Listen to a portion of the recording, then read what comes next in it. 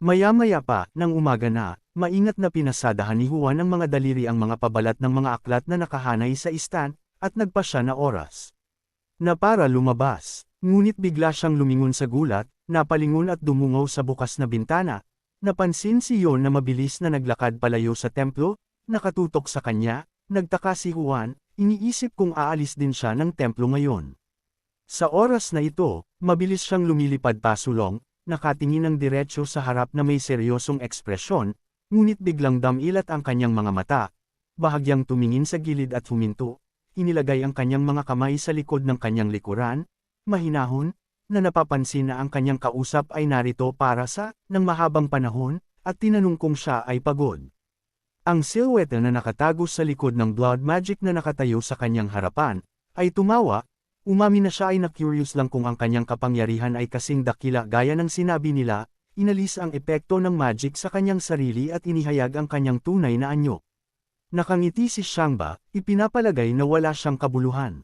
Bahagyang pinagpawisan si Yu dahil sa tensyon, iniisip kung ito ba talaga ang pinuno ng Xiangba Demon Clan. Bumagsak sa lupa, tinanong niya kung paano nalaman ni Xiangba na nandito siya. Si Xiangba ay patuloy na nakabitin sa hangin, nabanggit na walang nakakaalam nito, at nagtanong kung posible bang may nagsabi sa kanya tungkol dito. Napagtanto niyo na nangangahulugan ito na mayroong isang especially iya sa loob ng kanilang clan, at tinanong kung ano ang pinaplano ni Xiangba. Naka-cross arms, muling nagbago ang isip ni Xiangba, na ipinahayag na ang kanilang layunin ay nanatiling hindi nagbabago, at iminungkahi na oras na para sa kanila na ihinto ang pagpapaliban sa mga bagay-bagay. Bahagyang pinaikit ang kanyang mga mata, napansin niya na mula nang malaman ng iba ang mga plano ng demon. Lihim silang bumuo ng isang koalisyon, at inamin na naisip niya na halos handa na ang lahat. Nagtanong kung totoo iyon, na nasa isang fighting stance, pinakawalan niya ang magical energy, hawak ang kanyang sword. At napansin niya na medyo overconfident si Xiangba. Gayunpaman, ipinagpalagay niya na ang kanyang labis na kumpiyansa ay magdadala sa kanya sa libingan at tumalon sa himpapawid. Sinimulan niyang i-activate ang isang magical attack, na naging sanhi ng malaking bilang ng mga namuong enerhiya sa hangin sa paligid niya. Ngunit si Ba, na hindi napigilan ng maraming pag-atake na lumipad patungo sa kanya, ay nagpahayag na tatanggapin niya ang araw na ito ng may dignidad kung ito ay dumating.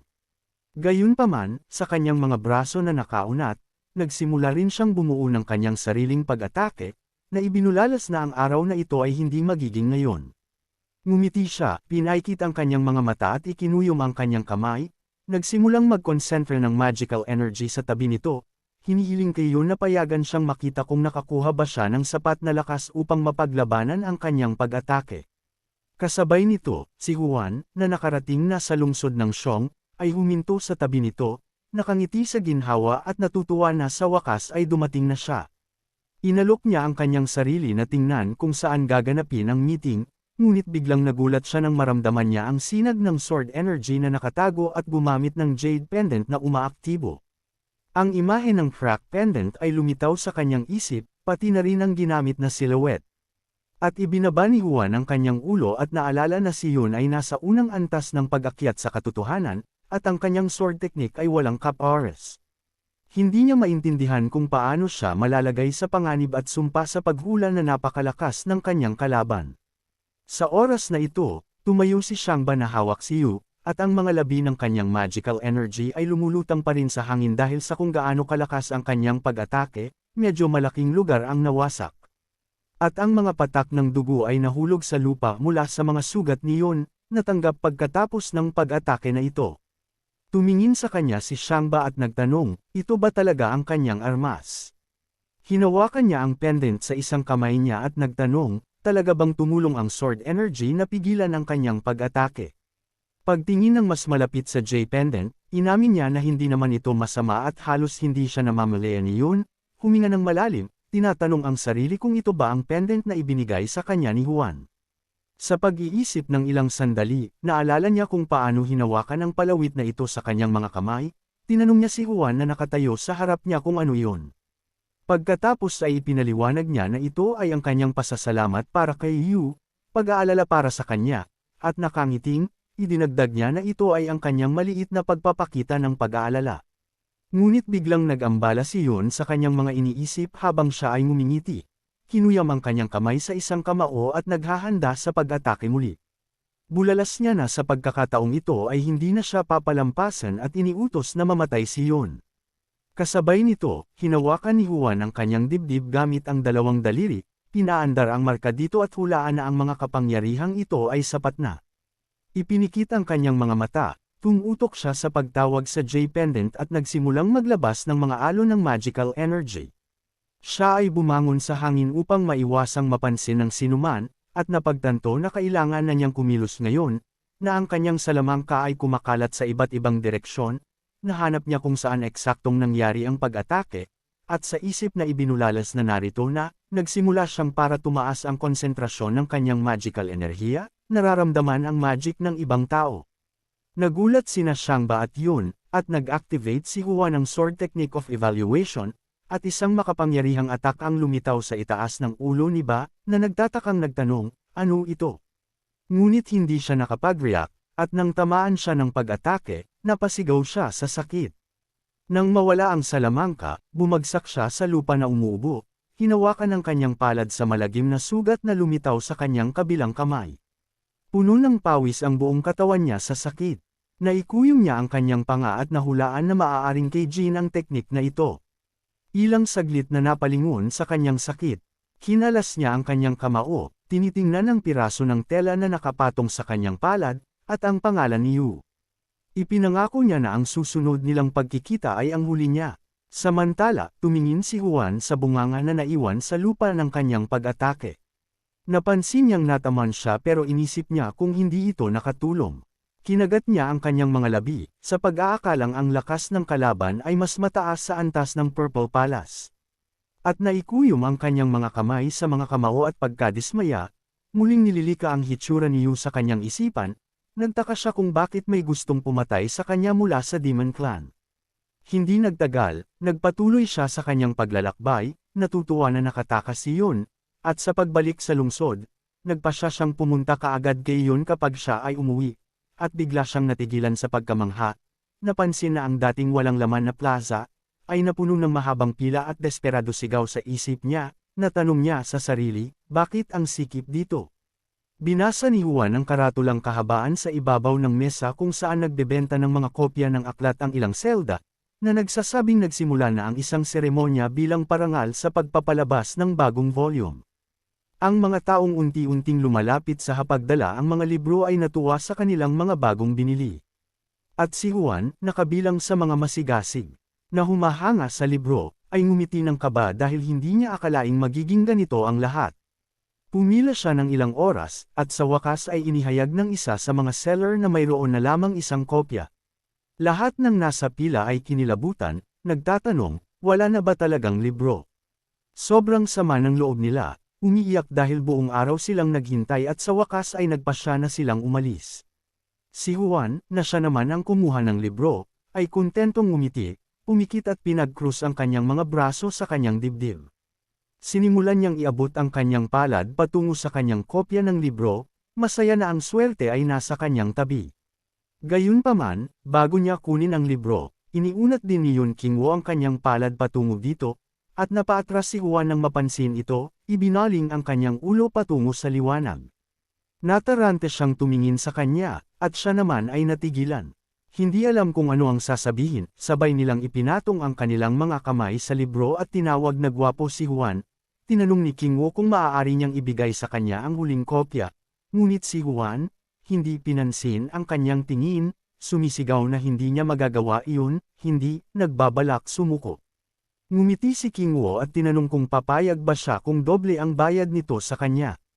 Hindi pa rin pumayag si Juan. Tinawag siya ni Qingwo sa pagkairita, na ibinulalas na ito ay isang mahusay na pakikitungo. Nangako siya na hindi niya ito dee ng pera, dahil gusto niya ang libro kasama si Juan. Siya ay natatakot sa galit na mga tingin, at nauuto. Hiniling niya sa kanila na huminahon, at si Juan at Qingwo, na lumingon sa isa't isa, ay itinikom ang kanilang mga panga at nanlamig na tumingin sa isa't isa. Binanggit ni Qingwo na isang kopya na lang ang natitira, at tinanong kung bakit hindi nila ito nalutas sa ibang paraan. Ang kanyang kalooban ay mabilis na nagbago, at siya ay kinilig. Unang natigilan sa pagkagulat at pagkatapos ay ngumiti, tinanong kung bakit hindi sila gumawa ng isang bagay na espesyal, dahil ni isa sa kanila ay walang gustong pumasok. Si Juan, na nagulat sa kanyang mga salita, ay naglakas loob na magtanong kung ano ang kanyang iminumungkahi. Iniabot ni Kingwo ang kanyang kamay sa gilid, pinalabas ni Kingwo ang maliliit na tableta sa tabi nito, na may mga simbolo sa mga iyon, at iminungkahi ang paglalaro ng gunting na batong papel. Pinag-isipan ito ni Juan at tinanong kung ganoon ba talaga kahirap ang mandaye sa larong ito. Ngunit kinumbinsi siya ni Kingwo na isa itong espesyal na teknik na personal niyang ginawa, at nagawa nitong i-reproduce ang mga iniisip ng isang tao kaya walang paraan para manloko dito. Nabanggit niya na maaari nilang gamitin ang pamamaraang ito upang makamit ang pagiging patas.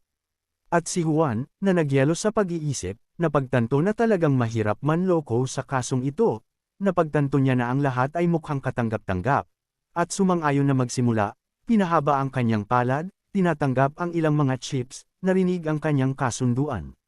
Tinanong ni Kingwo kung maglalaro sila hanggang 3 panalo. Sumang-ayon dito si Juan, nagpasya na sa unang round ay pipili siya ng gunting upang masubukan ang lahat.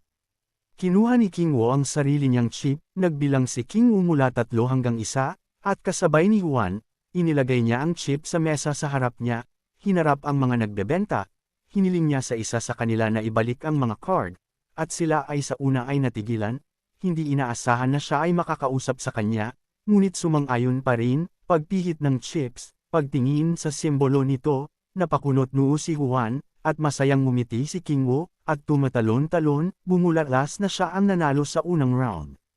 Kinaikit niya ang kanyang mga mata, iniunat niya ang kanyang mga braso, at si Juan, na kinukusot ang kanyang mga mata, kinakabahan, naisip na hindi siya maaaring mandaya, at nagtanong sa kanyang sarili, siya ba ay malas? Sa huli, nagpasya silang maglaro muli at ilagay ang mga chips sa mesa, at Juan, ngumiti. Napagdesisyonan niya na sa pagkakataong ito ay ibabalik niya ito.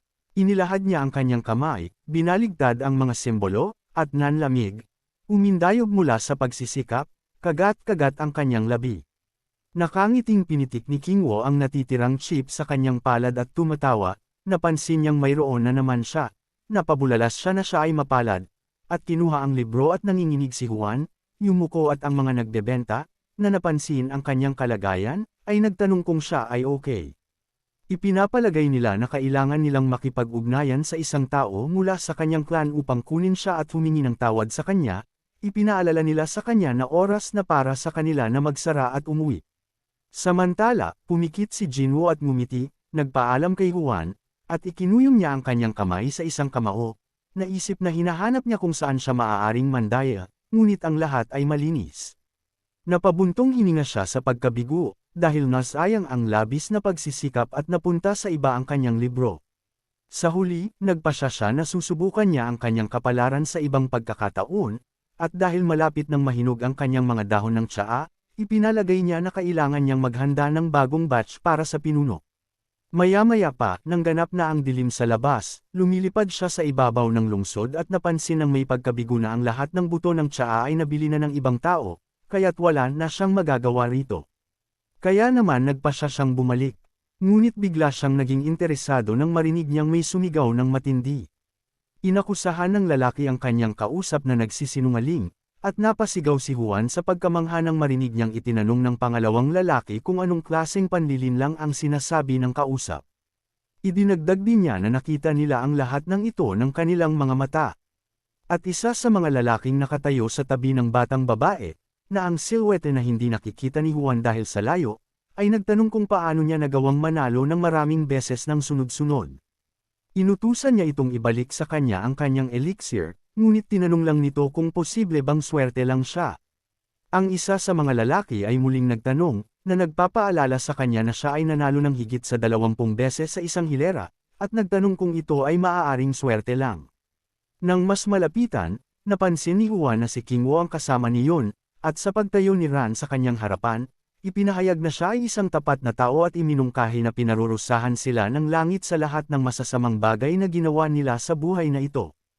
Humalaklak si Ran, na sinasabi na hindi magiging napakaliit ng langit, at pinaalalahanan sila ni King Wu na napag-usapan na nila ang mga tungkulin sa kanila sa simula pa lang, at binanggit na hindi nila dapat sirain ang mga ito.